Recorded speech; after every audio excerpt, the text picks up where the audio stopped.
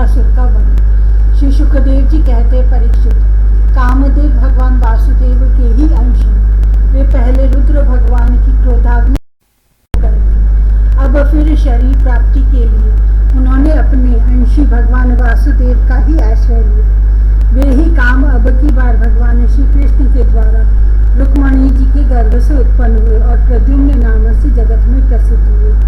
सौंदर्य, वीर, कौशल्य आदि सद्गुणों में श्री कृष्ण से वे किसी प्रकार कम न थे।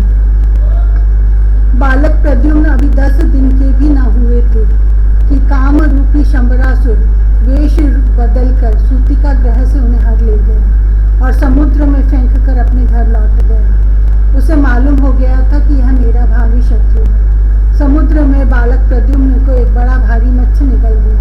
तदंतर मछुओं ने अपने बहुत बड़े जाल में फंसाकर दूसरी मछलियों के साथ उस मत्स्य को भी पकड़ लिया और उन्होंने उसे ले जाकर शंबरासुर को भेंट के रूप में दे दिया। शंबरासुर के रसोइये उस अद्भुत मत्स्य को उठाकर रसोई घर में ले आए और कुल्हाड़ियों से उसे काटने लगे। रसोइयों ने मत्स्य के पेट में बालक देखकर उसे शंबरासुर की दासी मायावती को समर्पित किया। उसके मन में बड़ी शंका हुई। तब नारद जी ने आकर बालक का कामदेव होना, श्री कृष्ण की पत्नी रुक्मणी के गर्भ से जन्म लेना, मत्स्य के पेट में जाना सब कुछ सुनाया। परीक्षित, वह मायावती कामदेव की यशस्विनी पत्नी व्रती ही थी। जिस दिन शंकर जी के क्रोध से कामदेव का शरीर भस्म हो गया था, उसी दिन से वह उसकी देह के पुनः उत्पन्न होने की प्रतीक्षा कर रही थी। उसी रति को शंबरासुर ने अपने यहाँ दाल भात बनाने के काम में नियुक्त कर रखा। जब उसे मालूम हुआ कि इस शिशु के रूप में मेरे पति कामदेव ही हैं, तब वह उसके प्रति बहुत प्रेम करने लगी। श्री कृष्ण कुमार भगवान प्रद्युम्न बहुत थोड़े दिनों में जवान हो गए। उनका रूप लावण्य इतना अद्भुत था कि जो स्त्रियां उनकी ओर देखती उनके मन में श्रृंगार रस का उद्दीपन हो जाता। कमल दल के समान कोमल एवं विशाल नेत्र, घुटनों तक लंबी लंबी बाहें और मनुष्य लोक में सबसे सुंदर शरीर। रति सलज्ज हास्य के साथ वह मटकार कर उनकी ओर देखती और प्रेम से भरकर स्त्री से पुरुष संबंधी भाव व्यक्त करती हुई उनकी सेवा शुश्रूषा में लगी रहती। श्री कृष्ण नंदन भगवान प्रद्युम्न ने उसके भावों में परिवर्तन देखकर कहा, देवी, तुम तो मेरी माँ के समान हो। तुम्हारी बुद्धि उल्टी कैसे हो गई? मैं देखता हूँ कि तुम माता का भाव छोड़कर कामिनी के समान हाव भाव दिखा रही हो। रति ने कहा, प्रभु, आप स्वयं भगवान नारायण के पुत्र हैं। शंबरासुर आपको सूतिका ग्रह से चुरा लाया था। आप मेरे पति स्वयं कामदेव हैं और मैं आपकी सदा की धर्म पत्नी रति हूँ। मेरे स्वामी, जब आप 10 दिन के भी न थे, तब इस शंबरासुर ने आपको हरकर समुद्र में डाल दिया था। वहाँ एक मत्स्य आपको निकल गया और उसी के पेट से आप यहाँ मुझे प्राप्त हुए हैं। यह शंबरासुर सैकड़ों प्रकार की माया जानता है। इसको अपने वश में कर लेना या जीत लेना बहुत ही कठिन है। आप अपने इस शत्रु को मोहन आदि मायाओं के द्वारा नष्ट कर डालिए। स्वामी न, अपनी संतान आपके खो जाने से आपकी माता पुत्र स्नेह से व्याकुल हो रही है। वे आतुर होकर अत्यंत दीनता से रात दिन चिंता करती रहती है। उनकी ठीक वैसी ही दशा हो रही है जैसी बच्चा खो जाने पर कुररी पक्षी की अथवा बछड़ा खो जाने पर बेचारी गाय की होती है। मायावती रति ने इस प्रकार कहकर परम शक्तिशाली प्रद्युम्न को महामाया नाम की विद्या सिखाई। यह विद्या ऐसी है जो सब प्रकार की मायाओं का नाश कर देती है। अब प्रद्युम्न जी शंबरासुर के पास जाकर उस पर बड़े कटु आक्षेप करने लगे। वे चाहते थे कि यह किसी प्रकार झगड़ा कर बैठे। इतना ही नहीं, उन्होंने युद्ध के लिए उसे स्पष्ट रूप से ललकारा। प्रद्युम्न जी के कटु वचनों की चोट से शंबरासुर तिलमिला उठा, मानो किसी ने विषैले सांप को पैर से ठोकर मार दी हो। उसकी आंखें क्रोध से लाल हो गई। वह हाथ में गदा लेकर बाहर निकल आया।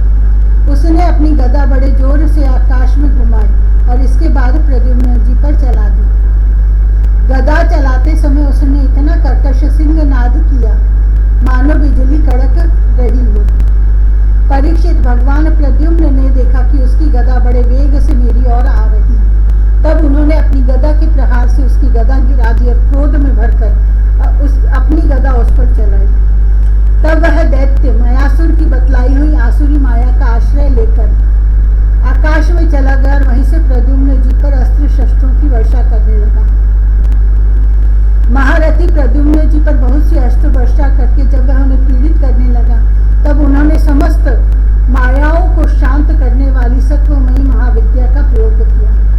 तदंतर शंबरासुर ने यक्ष, गंधर्व, पिशाच, नाग और राक्षसों की सैकड़ों मायाओं का प्रयोग किया, परंतु श्री कृष्ण कुमार प्रद्युम्न जी ने अपनी महाविद्या से उन्हें सबका नाश कर दिया। इसके बाद उन्होंने एक तीक्ष्ण तलवार उठाई और शंबरासुर का किरीट एवं कुंडल से सुशोभित सिर, जो लाल लाल दाढ़ी मूंछों से बड़ा भयंकर लग रहा था, काट कर धड़ से अलग कर दिया।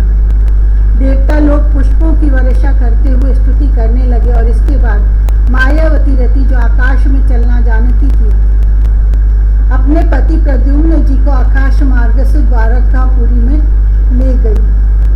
परीक्षित, आकाश में अपनी गोरी पत्नी के साथ सांवले प्रद्युम्न जी की ऐसी शोभा हो रही थी मानो बिजली और मेघ का जोड़ा हो। इस प्रकार उन्होंने श्री कृष्ण के उस उत्तम अंतःपुर में प्रवेश किया जहाँ सैकड़ों श्रेष्ठ रमणीय निवास करती थी।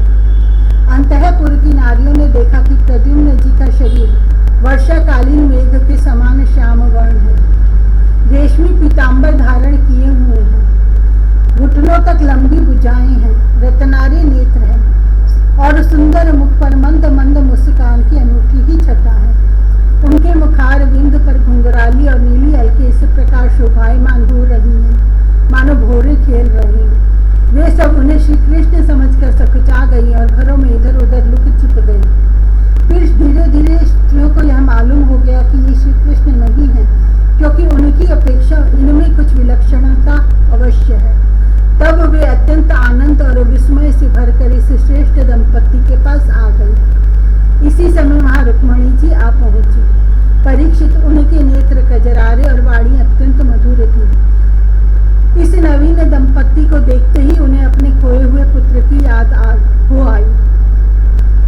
वात्सल्य स्नेह की अधिकता से उनके स्तनों से दूध झड़ने लगा। रुक्मणी जी सोचने लगी, यह नररत्न कौन है? यह कमल नयन किसका पुत्र है? किस बड़भागिनी ने इसे अपने गर्भ में धारण किया होगा? इसे यह कौन सौभाग्यवती पत्नी रूप में प्राप्त हुई है? मेरा भी एक नन्हा सा शिशु खो गया था, न जाने कौन उसे सूतिका ग्रह से उठा ले गया। यदि वह कहीं जीता जागता होगा तो उसकी अवस्था तथा रूप भी इसी के समान हुआ होगा। मैं तो इस बात से हैरान हूँ कि इसे भगवान श्याम और सुंदर की सी रूप रेखा, अंगों की गठन, चाल ढाल, मुस्कान, चितवन और बोल चाल कहाँ से प्राप्त हुई? हो न हो यह वही बालक है जिसे मैंने अपने गर्भ में धारण किया था, क्योंकि स्वभाव से ही मेरा स्नेह इसके प्रति उमड़ रहा है और मेरी बाईं बाह भी फड़क रही है। जिस समय रुक्मणी जी इस प्रकार सोच विचार कर रही थी, निश्चय और संदेह के झूले में झूल रही थी, उसी समय पवित्र कीर्ति भगवान श्री कृष्ण अपने माता पिता देवकी वसुदेव जी के साथ वहां पधारे। भगवान श्री कृष्ण सब कुछ जानते थे, परंतु वे कुछ न बोले, चुपचाप खड़े रहे। इतने में ही नारद जी वहां आ पहुंचे और उन्होंने प्रद्युम्न जी को शंबरासुर का हार ले जाना, समुद्र में फेंक देना आदि जितनी भी घटनाएं घटित हुई थी वे सब कह सुनाई। नारद जी के द्वारा यह महान आश्चर्यमय घटना सुनकर भगवान श्री कृष्ण के अंतःपुर की स्त्रियां चकित हो गईं और बहुत वर्षों तक खड़े रहने के बाद लौटे हुए प्रद्युम्न जी का इस प्रकार अभिनंदन करने लगी मानो कोई मरकर जी उठा हो। देवकी जी, वसुदेव जी, भगवान श्री कृष्ण, बलराम जी, श्री रुक्मणी जी और स्त्रियां सब उस नव दंपति को हृदय से लगाकर बहुत ही आनंदित हुए। जब द्वारकावासी नर नारियों को यह मालूम हुआ कि खोए हुए प्रद्युम्न जी लौट आए हैं, तब वे परस्पर कहने लगे, अहो कैसे सौभाग्य की बात है कि यह बालक मानो मरकर फिर लौट आए। परीक्षित, प्रद्युम्न जी का रूप रंग भगवान श्री कृष्ण से इतना मिलता जुलता था कि उन्हें देखकर उनकी माताएं भी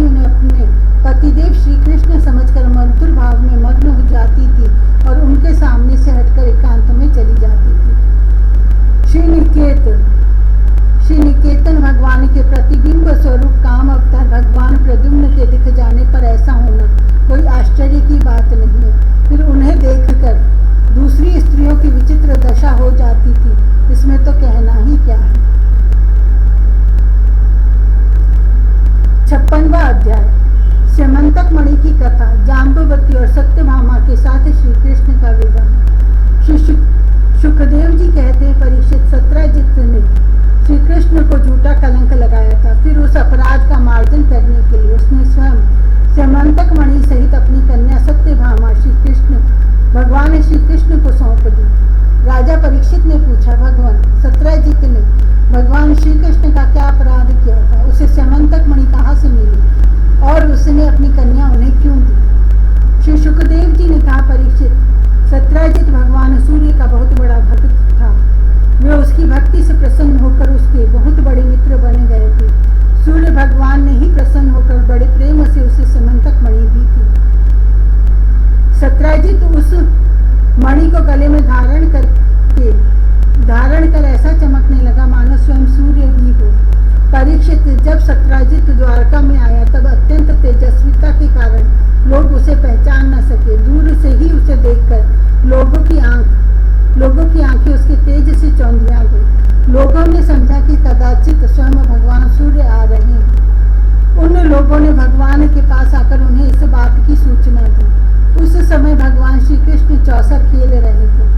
उन्होंने कहा, शंख चक्र गदाधारी नारायण, कमल नयन दामोदर, यदुवंश शिरोमणि गोविंद, आपको नमस्कार है। जगदीश्वर, देखिए, अपनी चमकीली किरणों से लोगों के नेत्रों को चौंधियाते हुए प्रचंड रश्मि भगवान सूर्य आपका दर्शन करने आ रहे हैं। प्रभु, सभी श्रेष्ठ देवता त्रिलोकी में आपकी प्राप्ति का मार्ग ढूंढते रहते हैं किंतु उसे पाते नहीं। आज आपको यदुवंश में छिपा हुआ जानकर स्वयं सूर्य नारायण आपके दर्शन करने आ रहे हैं। श्री सुखदेव जी कहते, परीक्षित, अनजान पुरुषों की यह बात सुनकर भगवान श्री कृष्ण हंसने लगे। उन्होंने कहा, अरे ये सूर्य देव नहीं है, यह तो सत्यजित है जो मणि के कारण इतना चमक रहा है। इसके बाद सत्यजित अपने समृद्ध घर में चला गया। घर पर उसके शुभागमन के उपलक्ष्य में मंगल उत्सव मनाया जा रहा था। उसने ब्राह्मणों के द्वारा स्यमंतक मणि को एक देव मंदिर में स्थापित करा दिया। परीक्षित, वह मणि प्रतिदिन 8 भार सोना दिया करती थी और जहाँ वह पूजित होकर रहती थी वहाँ दुर्भिक्ष, महामारी, ग्रह पीड़ा, सर्प भय, मानसिक और शारीरिक व्यथा तथा मायावियों का उपद्रव आदि कोई भी अशुभ नहीं होता था। एक बार भगवान श्री कृष्ण ने प्रसंगवश कहा, सत्यजित, तुम अपनी मणि राजा उग्रसेन को दे दो। परंतु वह इतना अर्थ लोभी था कि भगवान की आज्ञा का उल्लंघन होगा इसका कुछ भी विचार न करके उसे अस्वीकार कर दिया। एक दिन सत्यजित के भाई प्रसेन ने उस परम प्रकाशमयी मणि को अपने गले में धारण कर लिया और फिर वह घोड़े पर सवार होकर शिकार खेलने वन में चला गया। वहां एक सिंह ने घोड़े सहित प्रसेन को मार डाला और उस मणि को छीन लिया। वह अभी पर्वत की गुफा में प्रवेश कर ही रहा था कि मणि के लिए ऋक्षराज जांबवान ने उसे मार डाला। उन्होंने वह मणि अपनी गुफा में ले जाकर बच्चे को खेलने के लिए दे दी। अपने भाई प्रसेन के न लौटने से उसके भाई सत्यजित को बड़ा दुख हुआ। वह कहने लगा कि बहुत संभव है श्री कृष्ण ने ही मेरे भाई को मार डाला हो, क्योंकि वह मणि गले में डालकर वन में गया था। सत्यजित की यह बात सुनकर लोग आपस में कानाफूसी करने लगे। जब भगवान श्री कृष्ण ने सुना कि यह कलंक का टीका मेरे ही सर लगाया गया है, तब वे उसे धो बहाने के उद्देश्य से नगर के कुछ सभ्य पुरुषों को साथ लेकर प्रसेन को ढूंढने के लिए वन में गए। वहां खोजते लोगों ने देखा कि घोर जंगल में सिंह ने प्रसेन और उसके घोड़े को मार डाला। जब वे लोग सिंह के पैरों का चिन्ह देखते हुए आगे बढ़े तब उन लोगों ने यह भी देखा कि पर्वत पर एक रीछ ने सिंह को भी मार डाला। भगवान श्री कृष्ण ने सब लोगों को बाहर ही बिठा दिया और अकेले ही घोर अंधकार से भरी ऋक्षराज की भयंकर गुफा में प्रवेश किया। भगवान ने वहां जाकर देखा कि श्रेष्ठ मणि स्यमंतक को बच्चों का खिलौना बना दिया गया। वे उसे हर लेने की इच्छा से बच्चे के पास जा खड़े हुए। उस गुफा में एक अपरिचित मनुष्य को देखकर बच्चे की धाय भयभीत की भांति चिल्ला उठी। उसकी चिल्लाहट सुनकर परम बली ऋक्षराज जांबवान क्रोधित होकर वहां दौड़ आए। परीक्षित, जांबवान उस समय कुपित हो रहे थे। उन्हें भगवान की महिमा, उनके प्रभाव का पता न चला। उन्होंने उन्हें एक साधारण मनुष्य समझ लिया और वे अपने स्वामी भगवान श्री कृष्ण से युद्ध करने लगे। जिस प्रकार मांस के लिए दो बाज आपस में लड़ते हैं, वैसे ही विजयाभिलाषी भगवान श्री कृष्ण और जाम्बवान आपस में घमासान युद्ध करने लगे। पहले तो उन्होंने अस्त्र शस्त्रों का प्रहार किया, फिर शिलाओं का तत्पश्चात वे वृक्ष उखाड़कर एक दूसरे पर फेंकने लगे। अंत में उनमें बाहु युद्ध होने लगा। परीक्षित, वज्र प्रहार के समान कठोर घूंसों से आपस में वे 28 दिन तक बिना विश्राम किए रात दिन लड़ते रहे। अंत में भगवान श्री कृष्ण की घूंसों की चोट से जाम्बवान के शरीर की एक एक गांठ टूट फूट गई। उत्साह जाता रहा, शरीर पसीने से लथपथ हो गया। तब उन्होंने अत्यंत विस्मित चकित होकर भगवान श्री कृष्ण से कहा, प्रभु मैं जान गया, आप ही समस्त प्राणियों के स्वामी, रक्षक, पुराण पुरुष भगवान विष्णु हैं। आप ही सबके प्राण, इंद्रिय बल, मनोबल और शरीर बल हैं। आप विश्व के रचयिता, ब्रह्मा आदि को भी बनाने वाले हैं। बनाए हुए पदार्थों में भी सत्ता रूप से आप ही विराजमान हैं। काल के जितने भी अवयव हैं, उनके नियामक परम काल आप ही हैं और शरीर भेद से भिन्न भिन्न प्रतिमान अंतरात्माओं के परम आत्मा भी आप ही हैं। प्रभु मुझे स्मरण है, आपने अपने नेत्रों में तनिक सा क्रोध का भाव लेकर तिरछी दृष्टि से समुद्र की ओर देखा था। उस समय समुद्र के अंदर रहने वाले बड़े बड़े नाग, घड़ियाल और मगरमच्छ क्षुब्ध हो गए थे और समुद्र ने आपको मार्ग दे दिया था। तब आपने उस पर सेतु बांधकर सुंदर यश की स्थापना की तथा लंका का विध्वंस किया। आपके बाणों से कट कट कर राक्षसों के सिर पृथ्वी पर लौट रहे थे। अवश्य ही आप मेरे वे ही राम जी श्री कृष्ण के रूप में आए हैं। परीक्षित, जब ऋक्षराज जाम्बवान ने भगवान को पहचान लिया, तब कमल नयन श्री कृष्ण ने अपने परम कल्याणकारी शीतल कर कमल को उनके शरीर पर फेर दिया और फिर अहेतुकी कृपा से भरकर प्रेम गंभीर वाणी से अपने भक्त जाम्बवान से कहा, ऋक्षराज, इस मणि के लिए ही तुम्हारी इस गुफा में आए हैं। ऋक्षराज, हम मणि के लिए ही तुम्हारी इस गुफा में आए हैं। इस मणि के द्वारा मैं अपने पर लगे झूठे कलंक को मिटाना चाहता हूँ। भगवान के ऐसा कहने पर जाम्बवान ने बड़े आनंद से उनकी पूजा करने के लिए अपनी कन्या कुमारी जाम्बवती को मणि के साथ उनके चरणों में समर्पित कर दिया। भगवान श्री कृष्ण जिन लोगों को गुफा के बाहर छोड़ गए थे, उन्होंने 12 दिन तक उनकी प्रतीक्षा की, परंतु जब उन्होंने देखा अब तक वे गुफा से नहीं निकले, तब वे अत्यंत दुखी होकर द्वारका को लौट गए। वहां जब माता देवकी, रुक्मणी, वसुदेव जी तथा अन्य संबंधियों और कुटुंबियों को यह मालूम हुआ कि श्री कृष्ण गुफा में से नहीं निकले, तब उन्हें बड़ा शोक हुआ। सभी द्वारकावासी अत्यंत दुखित होकर सत्राजित को भला बुरा कहने लगे और भगवान श्री कृष्ण की प्राप्ति के लिए महामाया दुर्गा देवी की शरण में गए उनकी उपासना करने लगे। उनकी उपासना से दुर्गा देवी प्रसन्न हुई और उन्होंने आशीर्वाद दिया। उसी समय उनके और अपनी नववधू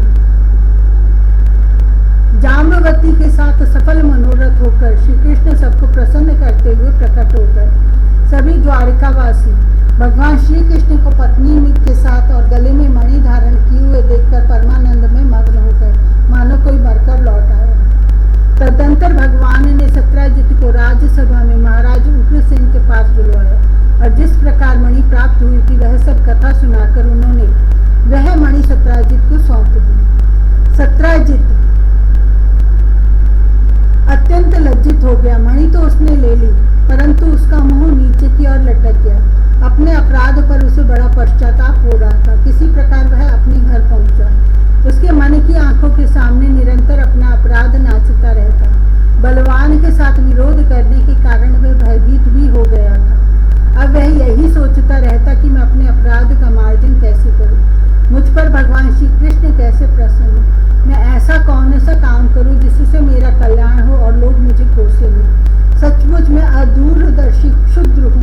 धन के लोभ से मैं बड़ी मूढ़ता का काम कर बैठा। अब मैं रमणियों में रत्न के समान अपनी कन्या सत्यभामा और वह सीमंतक मणि दोनों ही श्री कृष्ण को दे दूं। यह उपाय बहुत अच्छा है, इसी से मेरे अपराध का मार्जन हो सकता है और कोई उपाय नहीं। सत्राजित ने अपनी विवेक बुद्धि से ऐसा निश्चय करके स्वयं ही इसके लिए उद्योग किया और अपनी कन्या तथा सीमंतक मणि दोनों ही ले जाकर श्री सुंदरता, उदारता आदि सद्गुणों से संपन्न थी। बहुत से लोग चाहते थे कि सत्यभामा हमें मिले और उन लोगों ने उन्हें मांगा भी था, परंतु अब भगवान श्री कृष्ण ने विधि पूर्वक उनका पाणी ग्रहण किया। परीक्षित, भगवान श्री कृष्ण ने सत्राजित से कहा, हम समंतक मणि न लेंगे। आप सूर्य भगवान के भक्त